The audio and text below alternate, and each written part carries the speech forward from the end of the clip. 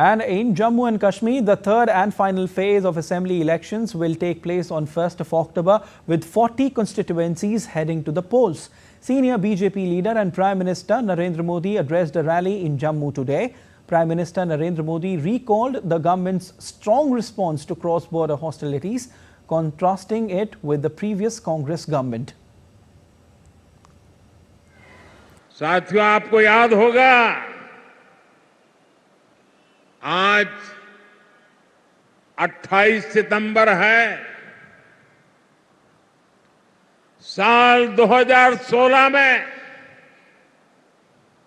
आज की रात 28 सितंबर की रात सर्जिकल स्ट्राइक हुई थी।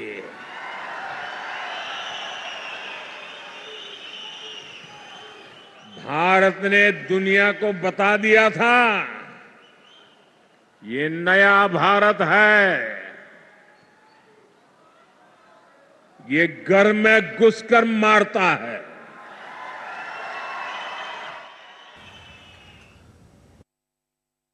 $272 candidates from major parties like the BJP, National Conference, People's Democratic Party and Congress are contesting in this crucial election, the first since the abrogation of Article 370 in 2019.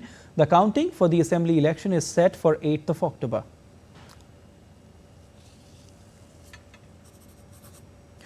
And DDI India correspondent Dibyendu Mondal is joining us from Jammu. Hi Dibyendu. Campaigning in full swing for third and final phase there. How are political leaders campaigning, Dibyendu? Tell us, and something new in the final phase this time around.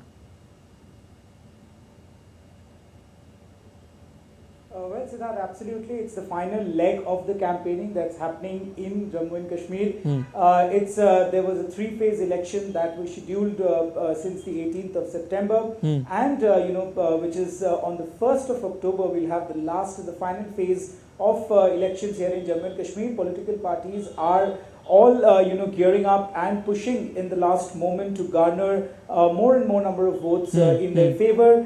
Here in North Kashmir, where I am currently, it is direct contest between the NC, which is the party which is in alliance with the Congress here. And is contesting against the PDP of Mehbooba Mufti. So of course, interesting contest here because, I have been talking to people here.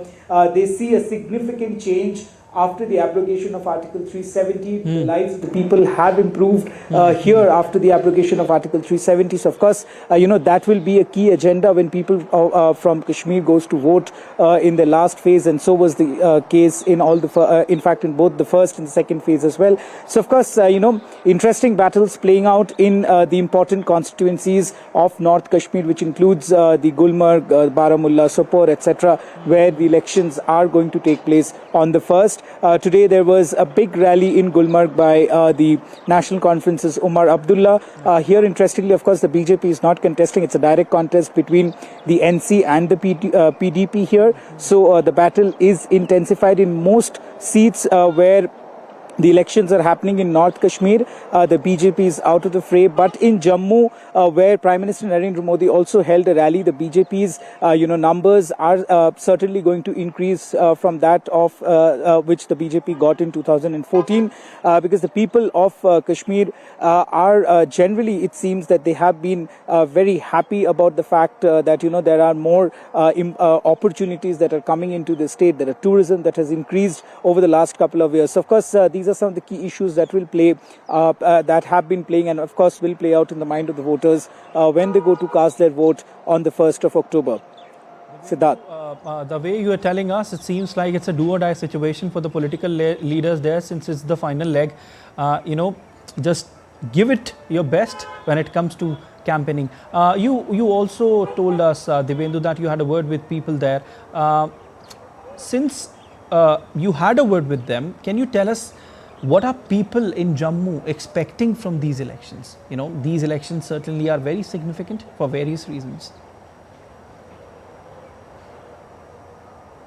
Well, of course, this is an election that is coming after the abrogation of Article 370. So, of course, it's a very, very crucial election for all the political parties that are contesting here to test their waters. And, the BJP that has, that was instrumental in implementing the changes on ground after the abrogation of Article 370. And Siddharth, I've come to Kashmir after the abrogation for the first time. So of course I could see, and I had been here almost a decade back before what this. Are the changes so I could you are see experiencing the visible yourself, changes on the ground.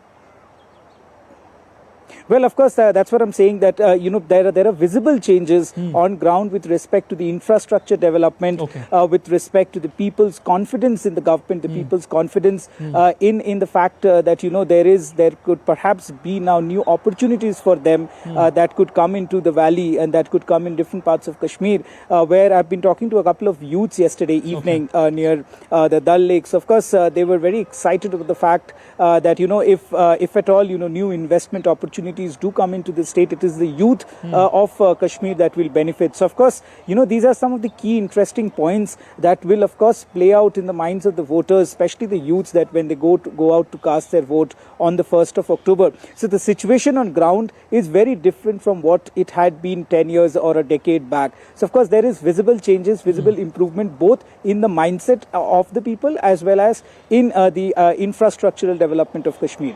Siddharth. Definitely, Divendu. Visible changes, of course. And one thing which I always say, from bullet to ballot, that transition has been incredible, especially after the abrogation of Article 370. But we leave it there as of now. Thank you so much, Divendu.